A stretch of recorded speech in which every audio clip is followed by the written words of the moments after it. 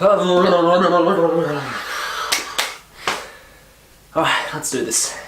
G'day fellas, how are you going? Now for the last few years I've unfortunately become a little bit of a hermit. You know, I've made a few costumes here and there, but I've mostly just gone to work and then come home and play video games. Loser! So this year I've made a little bit of an extra effort to pour a lot more time into both my passions and my social life. And over the past few months I found myself catching up with a bunch of old friends and also spending a lot of time with people that I've just met recently. And in doing this, it's really made me think about the kind of people that I've met over the years, and why I still keep in touch with certain people, why I've chosen to distance myself from others, and how I see myself connecting with any new people that I do happen to meet. So today I wanted to have a little bit of a chat about the people that we call our friends. Which ones are genuine? What exactly is a good friend? And which ones should we actually stay friends with? Sound good? Let's go. So, the first thing that I found is what a true friend is actually like. Now, I've been cosplaying for the better part of about 10 years now, and I've had the privilege of going around the country to different conventions and getting the chance to meet a lot of different people. And thankfully, I have made very close friends out of some of them that I've met. With these people, we've been through a lot together, both fun times and sad. We partied all night, we talked about our dreams, we shared our secrets, we celebrated together when someone got a new girlfriend or boyfriend. We were there for each other through heartbreak, through sickness, and we, of course, stayed up all night finishing costumes together. And unfortunately, over the years, you'll find that some people do stop cosplaying, or some people move overseas, or some you just fall out of contact altogether. But regardless of how long it's been, or where you guys moved to, when you do happen to visit that country that they're in, or you do need a hand with something, or you just need someone to talk to, they're always the kind of person who's always going to be up for a little cheeky bit of fun, or going to give you a shoulder to cry on when you need it. And most importantly, no matter what you choose to pursue in your life, no matter what kind of crazy decisions that you make, they're always the ones who are going to be behind you to support you 100% of the time. And these kinds of people, ladies and gents, are the kind of people that I'm proud to call my friends. And it's from these wonderful encounters that you really learn what true friendships are, and that you don't always have to reconnect with everybody, and that friends will constantly come and go out of your life. Which brings me to the second thing that I've realised, the kinds of people that you do need to let go from your life. Everybody is very easily swayed or influenced by the environment around them, especially the people that you hang out with. To me, a great friend or a great person is someone who's always working to become the best version of themselves. They're always working hard to improve themselves and always become a positive influence and supporter to everybody around them, regardless of who they are. You know, that's the kind of person that I'd really love to be, and the kind of person that I'd want to hang around all the time as well. You motivate them to be awesome, they motivate you to be awesome, and then you come together and you just make amazing things happen. But the other kind of friends also exist as well.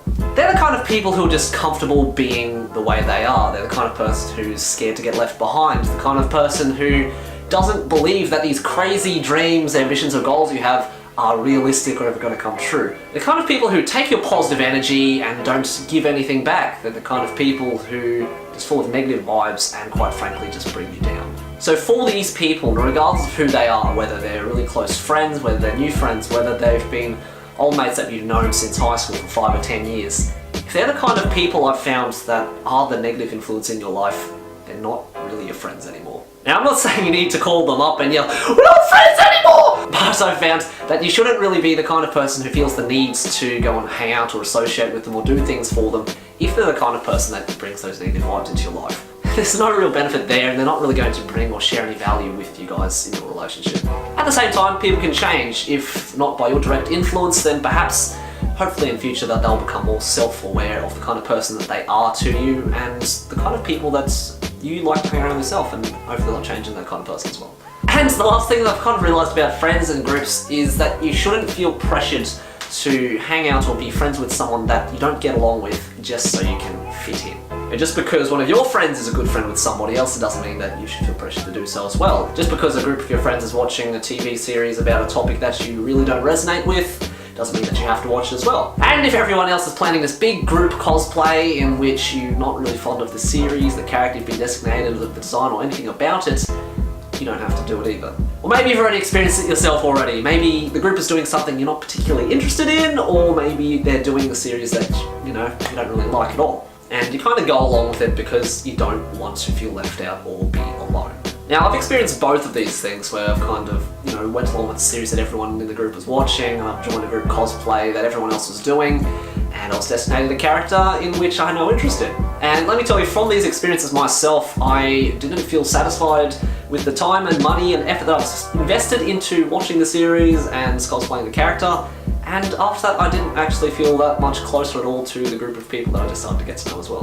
Don't get me wrong, they're great people, but we just didn't connect with each other on that deeper friendship level in the same way that everyone else in the group did, and that's fine. I'm not gonna lie, the idea of going into a new city and a new convention alone by myself really kind of scared me. But you find out later that being by yourself and kind of allowing yourself to be open to meeting other people as well doesn't mean that you should feel pressured into trying to connect with someone that you kind of knew that you didn't really get on that well with in the first place. So the whole point of this video was to kind of share my experiences of all the different cosplay groups that I've been involved with over the years. And from these experiences, kind of share the things that I've learned about, individual people and what it really means to be a friend. And sometimes I find that we cling to relationships or friendships because they're familiar, or it's something that we've always known, something that's comfortable just being in a group and such. And even when we realise sometimes that these kinds of relationships or friendships over time or in the moment are unhealthy or toxic, sometimes we're reluctant to let them go just for the fact that we're afraid of losing that sense of community or that familiarity,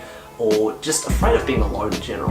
But I think it's a really great thing once you kind of learn what it is to actually be alone and then be comfortable with it, be okay with just enjoying your own energy and enjoying the things that you love doing just by yourself. Because I think once you are comfortable with that energy of being alone, when you have this source of abundance where you're able to share it with other people, that's the best time I think that it is for you to meet other people. Because at that point in time, you're so satisfied with being how awesome, being how amazing you are in your own elements, you're not going to be so reliant on the validation or the company of other people just to feel happy.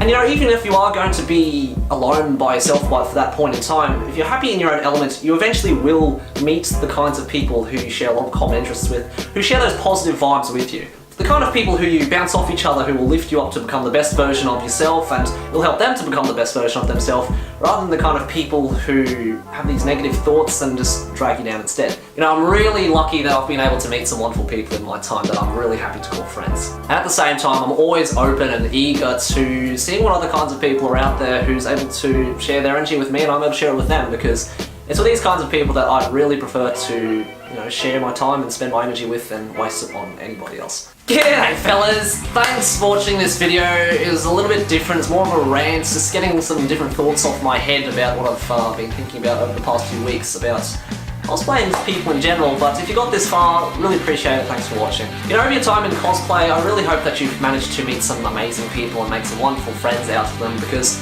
I think that sense of community and that sense of just being able to catch up with people that you don't really see too often at a convention every time you go there is what makes cosplay so damn fun, and why we keep going back to these conventions. So, from your own cosplay experiences, what kind of friendships have you found from your communities? Do you have any stories of passion, of friendship, of romance, of tough times that went together? Any old friends that you don't see anymore? Let me know in the comments below. I'm really interested in hearing some of the experiences that you guys have been through as well. Okay, that's it for this week's video, guys. Thanks again very much for watching. Really appreciate you. I shall catch you again another time soon.